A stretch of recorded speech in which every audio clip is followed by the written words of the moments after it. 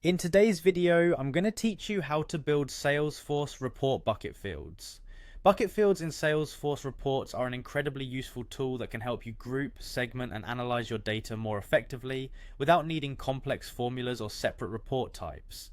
Let's dive in and take a closer look at how you can create these fields step by step. First, we'll begin our journey in Salesforce itself. Go to your app launcher, which is that handy little grid icon in the upper left corner of your interface. Click it and type reports into the search bar.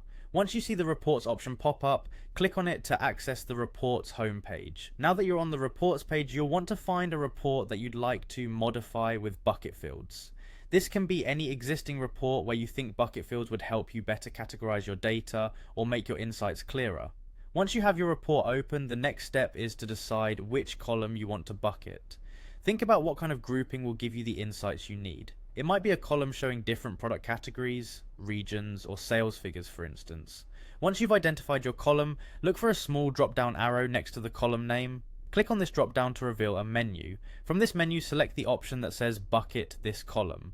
Now it's time to give your new bucket field a name. This name should be something descriptive that reflects the purpose or the content of the buckets you're about to create. This will help you and others quickly understand what this field represents in your report.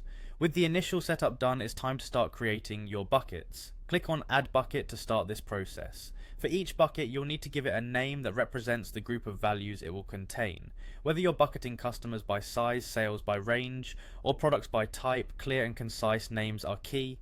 Additionally, if you find that certain values are better suited to different buckets as you're setting up, you can simply use the Move To option. This allows you to easily transfer values between existing buckets or even create new ones if needed. This flexibility is fantastic for ensuring your group's data accurately reflects the insights you want. Finally, once you're satisfied with your bucket field and all the buckets you've created within it, click on the Apply button. This saves your work and incorporates the bucket field into the report.